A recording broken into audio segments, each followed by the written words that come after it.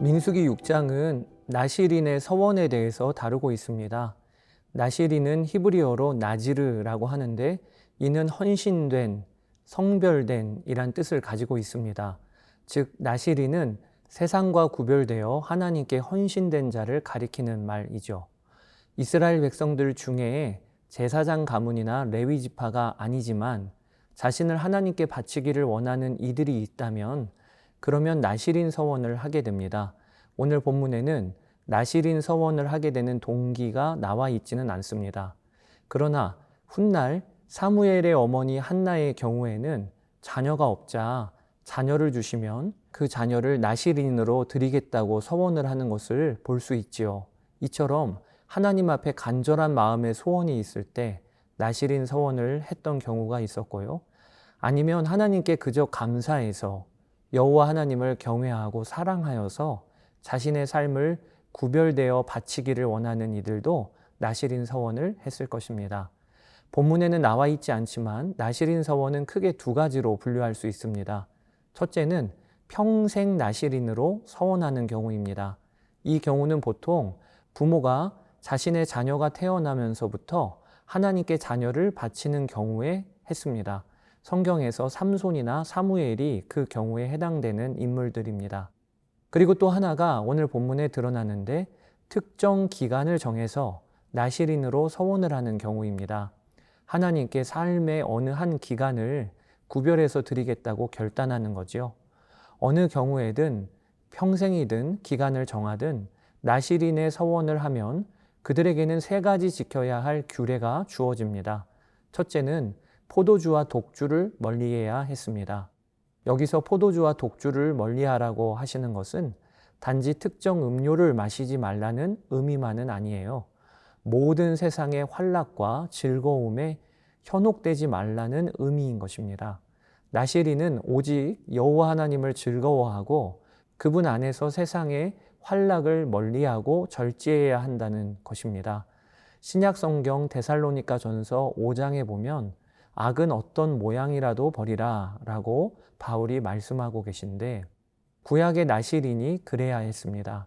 그래서 오늘 본문에 보면 포도주와 독주만 아니라 그것들을 생각나게 하는 포도즙, 생포도나 건포도까지도 먹지 말라고 하십니다. 생포도와 건포도를 먹다가 포도주와 독주까지 이어질 수 있기 때문에 그런 거지요. 여러분이 나실인의 규례를 우리에게 적용해 봅시다. 우리는 이 시대를 사는 나실인, 구별된 자들 아닙니까? 거룩한 영이신 성령님이 우리 안에 계시고 하나님께 평생을 바쳐진 자가 바로 구원받은 우리들입니다. 그렇기 때문에 우리도 삶에서 죄를 즐기고 죄악으로 빠지게 하는 그 어떤 것이라도 모양도 흉내내지 않는 것이 지혜이고 마땅한 바임을 알아야 하겠습니다. 두 번째, 나실인이 지켜야 하는 규례가 있는데 그들은 서원 기간 동안 머리를 밀지 말아야 했습니다. 삼손을 생각해 보세요. 그는 평생을 바쳐진 나실인이었기 때문에 머리를 밀지 않았습니다. 이렇게 머리를 밀지 않으므로 나실인은 어디를 가나 누구를 만나나 겉으로 보이는 표징을 갖게 되었던 것입니다. 아, 저 사람은 나실인 기간을 보내는 사람이구나. 이렇게 주위 사람들이 알게 되었겠지요. 여러분, 이 규례도 이 시대를 사는 우리에게 적용해 봅시다. 우리가 거룩한 성도가 되면 그러면 겉으로 드러나게 되어 있습니다. 그래야 정상입니다. 내가 굳이 말하지 않아도 세상은 내가 성도임을 알게 되어야 합니다. 예를 들면 회식 자리에 가서 술을 안 마신다든지 또 근무 시작 전이나 식사 시간에 기도를 한다든지 이렇게 소극적으로 드러낼 수도 있고요. 아니면 성실히 행하고 동료들을 사랑하며 매사에 긍정적이고 악하고 음란한 문화를 피하는 등 내 삶의 모든 태도가 다름으로 적극적으로 드러낼 수도 있을 것입니다.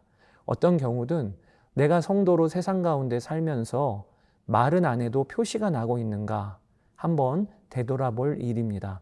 마지막으로 나실인이 지켜야 할 세 번째 규례는 시체를 멀리하는 것입니다. 나실인은 부모나 형제, 자매가 죽었을 때라도 그 시체를 가까이 하면 안 되었습니다. 만약 자기도 모르게 시체와 접촉을 했을 경우에는 머리를 밀고 속죄물과 번제를 하나님께 드려야 했습니다. 그리고 그동안 지켜왔던 나시린의 기간은 다시 원점으로 돌아가서 처음부터 시작해야 했습니다. 나시린들은 이렇게 자신이 서원한 기간 동안에 규례들을 지키며 삶을 살펴야 했습니다. 나시린이라고 해서 레위인들처럼 성막에서 봉사하는 일을 한 것은 아니었지만 자신의 삶의 자리에서 나시린이 되어 그 기간 동안에는 무슨 일을 하든 하나님 앞에서 사는 삶을 연습했던 것이지요. 본문에는 나시린 서원 기간이 차면 어떻게 마무리하는지도 규례로 나와 있습니다. 간단히 설명을 드리자면 나시린 기간이 다 차면 그 사람은 하나님께 번제와 곡식으로 드리는 소제 그리고 포도주를 부으며 드리는 전제를 드립니다. 나시린 기간이 지났어도 앞으로 내 삶 전체를 하나님께 헌신하겠다는 제사를 드린 것이지요. 그리고는 나시린 기간 동안에 구별되어 살았지만 그럼에도 알게 모르게 지은 죄가 있기 때문에 하나님 앞에 그 죄를 속하기 위하여 속죄제를 드립니다. 마지막으로 화목제를 드려 이렇게 나시린 기간을 지키도록 하신 하나님께 감사하고 그 남은 제물을 이웃들과 함께 먹고 제사장들도 먹도록 합니다. 잔치가 벌어지는 것이지요. 특이한 것은 나시린 규례가 다 차면 머리털을 밀고 그 머리털을 화목제 제사를 드릴 때 제물과 함께 태워 드린다는 것이 특이한 점입니다. 자, 여기까지 나시린에 대한 규례가 이어지고요. 민수기 6장 22절 27절에는 제사장의 축복에 대한 말씀이 이어집니다. 하나님은 제사장들에게 특별한 임무를 주셨어요. 그것은 그들이 이스라엘 자손을 위하여 축복하라 하시는 것입니다. 그리고 그 축복의 멘트도 알려주십니다. 여호와는 내게 복을 주시고 너를 지키시기를 원한다. 여호와는 그의 얼굴을 내게 비추사 은혜 베푸시기를 원한다. 여호와는 그 얼굴을 내게로 향하여 드사 평강 주시기를 원한다. 이것이 제사장들이 백성들을 축복할 때 축복의 멘트였습니다. 여러분, 이 구조는 신약에 와서 바울이 고린도후서 13장 13절에 했던 축복과 비슷합니다. 바울도 3번 삼위일체 하나님의 이름으로 성도와 교회를 축복했습니다. 주 예수 그리스도의 은혜와 하나님의 사랑과 성령의 교통하심이 너희 무리와 함께 있을지어다. 구약의 제사장들이 여호와 하나님의 돌보심과 은혜와 평강을 축복한 것이 그대로 신약시대 교회로 이어지고 있는 것이지요. 그리고 이 말씀은 지금 이 시대를 사는 우리의 예배에까지 이어지고 적용되고 있습니다. 목사님들이 성도들을 향해 두 손을 들고 축복하고 있지요. 축도 시간의 말입니다. 사랑하는 성도 여러분, 저도 여러분을 향해서 축복하고 싶습니다. 여호와 하나님이 여러분에게 복을 주시고 지키시기를 원합니다. 여호와 하나님이 그의 얼굴을 여러분에게 비추사 은혜 베푸시기를 원합니다. 여호와 하나님이 그 얼굴을 여러분에게로 드사 평강 주시기를 원합니다. 주 안에서 사랑합니다. 자, 이제 민수기 6장을 함께 읽어보도록 하겠습니다. 제 6장.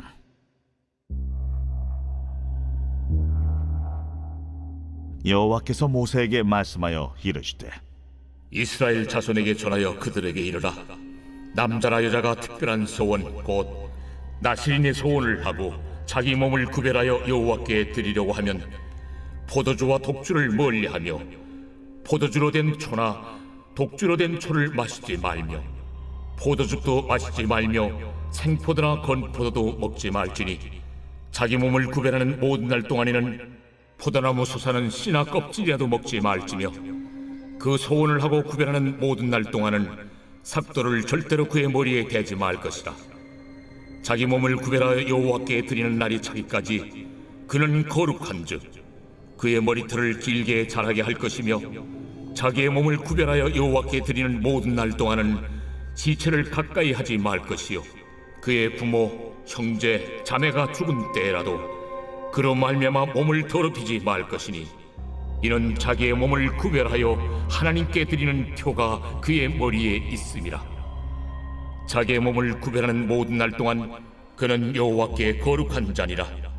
누가 갑자기 그 곁에서 죽어서 스스로 구별한 자의 머리를 더럽히면 그의 몸을 정결하게 하는 날에 머리를 밀 것이니 곧 7째 날에 밀 것이며 8째 날에 산비둘기 2마리나 집비둘기 새끼 2마리를 가지고 회막문에 와서 제사장에게 줄 것이요, 제사장은 그 하나를 속죄제물로 하나를 번제물로 드려서 그의 시체로 말미암아 얻은 죄를 속하고, 또 그는 그날에 그의 머리를 성결하게 할 것이며 자기 몸을 구별하여 여호와께 드릴 날을 새로 정하고 1년 된 순양을 가져다가 속건제물로 드릴지니라.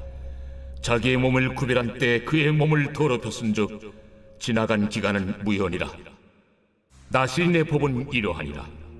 자기의 몸을 구별한 날이 차면 그 사람을 회막문으로 데리고 갈 것이요, 그는 여호와께 헌물을 드리되 번제물로 1년 된 흠없는 순양 1마리와 속죄 제물로 1년 된 흠없는 어린 암양 1마리와 화목제물로 흠없는 순양 1마리와 무교병 1광주리와 고운 가루에 기름 섞은 과자들과 기름 바른 무교전병들과 그 소제물과 전제물을 드릴 것이요, 제사장은 그것들을 여호와 앞에 가져다가 속죄제와 번제를 드리고 화목제물로 순양의 무교병 1광주리를 아울러 여호와께 드리고 그 소제와 전제를 드릴 것이요, 자기의 몸을 구별한 나시리는 회막문에서 자기의 머리털을 밀고 그것을 화목제물 밑에 있는 불에 둘지며, 자기의 몸을 구별한 나시린이 그의 머리털을 민 후에 제사장이 삶은 순양의 어깨와 광주리 가운데 무교병 하나와 무교전병 하나를 취하여 나시린의 2손에 두고 여호와 앞에 요제로 흔들 것이며, 그것과 흔든 가슴과 받들어 올린 넓적다리는 성물이라. 다 제사장에게 돌릴 것이니라. 그 후에는 나시린이 포도주를 마실 수 있느니라. 이는 곧 소원한 나시린이 자기의 몸을 구별한 일로 말미암아 여호와께 헌물을 드림과 행할 법이며, 이에도 힘이 미치는 대로 하려니와 그가 소원한 대로 자기의 몸을 구별하는 법을 따라 할 것이니라. 여호와께서 모세에게 말씀하여 이르시되 아론과 그의 아들들에게 말하여 이르기를, 너희는 이스라엘 자손을 위하여 이렇게 축복하여 이르되, 여호와는 내게 복을 주시고 너를 지키시기를 원하며 여호와는 그의 얼굴을 내게 비추사 은혜 베푸시기를 원하며 여호와는 그 얼굴을 내게로 향하여 드사 평강 주시기를 원하노라 할지니라 하라. 그들은 이같이 내 이름으로 이스라엘 자손에게 축복할지니 내가 그들에게 복을 주리라.